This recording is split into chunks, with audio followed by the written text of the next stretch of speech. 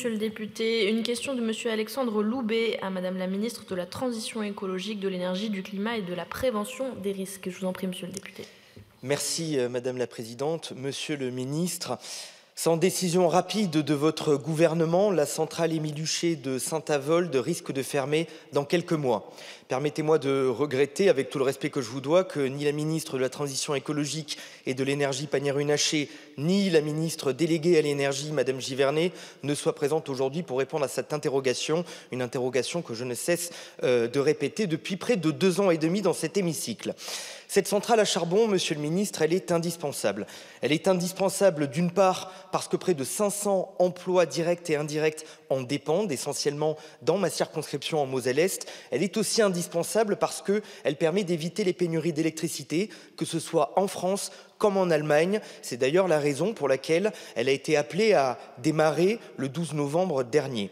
Monsieur le Ministre, pour répondre aux besoins d'électricité de la France, plutôt que d'importer de l'électricité d'Allemagne à base de charbon lignite, particulièrement polluant, nous devons prolonger la durée de vie de la centrale Émile Huchet de Saint-Avold, tout en la convertissant pour sortir du charbon en une énergie moins émettrice de CO2. L'industriel Gazelle Énergie se dit prêt à investir dans une conversion de cette centrale pour passer du charbon au biogaz, ce qui polluerait beaucoup moins évidemment. Seulement pour permettre cette conversion, nous avons besoin d'une autorisation de la part de votre gouvernement, sans quoi, eh bien, cette centrale risque de fermer au mois d'avril 2025 avec près de 500 emplois menacés, comme j'ai pu le dire.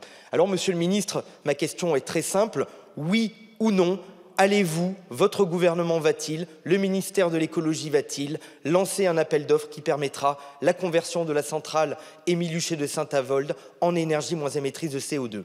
Monsieur le Ministre, cette décision, cette mesure, elle répondrait d'une part à un engagement pris par le président de la République, Emmanuel Macron, en septembre 2023 de convertir les centrales à charbon françaises.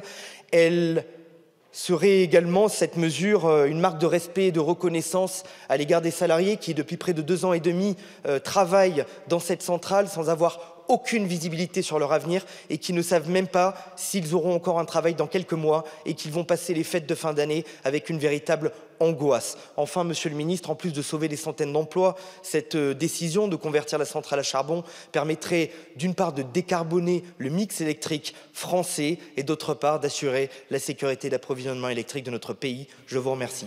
Merci, Monsieur le député. La parole est à Monsieur le ministre de la fonction publique, de la simplification et de la transformation de l'action publique. Merci beaucoup, Madame la Présidente, Mesdames, Messieurs les députés. Monsieur le député Loubet, permettez-moi tout d'abord d'excuser l'absence de Madame Agnès Pannier-Runacher et de Madame Olga Givernet qui ne pouvaient malheureusement pas vous répondre et donc je me fais le porte-voix de la réponse de leur ministère suite à votre interpellation. D'abord, pour vous rappeler la nécessité de stopper la production d'électricité à partir du charbon, puisque sur la centrale de Saint-Avold, vous le savez, c'est une des 2 dernières centrales à charbon de France. Et nous nous sommes donné un objectif que vous connaissez, celui de sortir des énergies fossiles et d'arrêter la production d'électricité à partir du charbon d'ici 2027. Ce n'est pas seulement un objectif, c'est une nécessité pour lutter contre le changement climatique. Et donc nous travaillons pour concilier cet objectif de décarbonation avec la recherche de solutions pour les sites concernés, pour les salariés concernés, évidemment. Vous avez évoqué donc la proposition de Gazelle Énergie. Le gouvernement a eu de nombreux échanges avec Gazelle Énergie sur les options de conversion qui étaient envisagées. L'une d'elles était la conversion au gaz naturel. Vous l'avez évoqué dans votre question. Ce projet de biogaz ensuite présenté, il s'appuie sur des garanties d'origine, effectivement, mais le gaz brûlé restera bien fossile. Or, ce n'est pas permis par la législation actuelle. Et donc, le modèle économique que Gazelle Énergie propose repose en plus sur le mécanisme de capacité, ce que vous appelez donc l'appel d'offres. Et les critères d'attribution aujourd'hui ne permettent pas de garantir à Gazelle Énergie l'obtention du niveau de rémunération souhaité. Et il n'est pas dit que le choix de ce type de centrale soit le plus adapté pour les besoins à venir du système électrique. Cela peut empêcher, selon les analyses du ministère, la centrale d'être suffisamment réactive dans des moments où la demande est très forte. Et donc, nous avons une difficulté par rapport à cette proposition de Gazelle Énergie. Mais nous continuons, et le gouvernement continue son travail avec Gazelle Énergie pour définir la solution la plus durable et la plus viable. Nous sommes attentifs aux impacts économiques, écologiques et énergétiques. Et bien évidemment, nous essayons de faire aboutir les choses parce que nous savons l'attente des salariés, nous savons leur savoir-faire, Nous savons la situation extrêmement compliquée qu'ils vivent aujourd'hui. Et donc, nous travaillons, monsieur le député, le gouvernement travaille à une solution qui leur permette de se projeter vers l'avenir et d'avoir plus de visibilité, puisque, à juste titre, ils attendent de savoir ce qui va advenir du site, ce qui va advenir de leur propre avenir. Et donc, merci d'avoir soulevé cette question et je vous assure qu'en tout cas, je fais remonter au ministère votre interpellation et que nous essayons de trouver une solution dans le cadre légal et législatif actuel pour les salariés, bien sûr, du site. Merci, Madame la Présidente. Merci, Monsieur le ministre. Monsieur le député Loubet.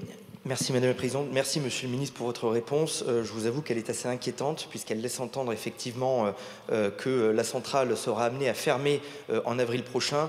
Si tel est le cas, si telle est la décision du gouvernement, je vous saurai gré de l'annoncer rapidement. Évidemment, cette décision, nous la contesterons, car c'est un choix politique. En réalité, ce gouvernement, s'il ferme la centrale à charbon de Saint-Avold, plutôt que la convertir en une énergie moins émettrice de CO2, parce que nous voulons tous sortir du charbon, cette décision signifie que le gouvernement préfère importer de l'électricité allemande à base de charbon lignite particulièrement polluant, plutôt que bénéficier d'une unité de production électrique pilotable comme la centrale à charbon de Saint-Avold, convertie en biogaz, c'est-à-dire plus de 2 fois moins polluant que du charbon. Merci.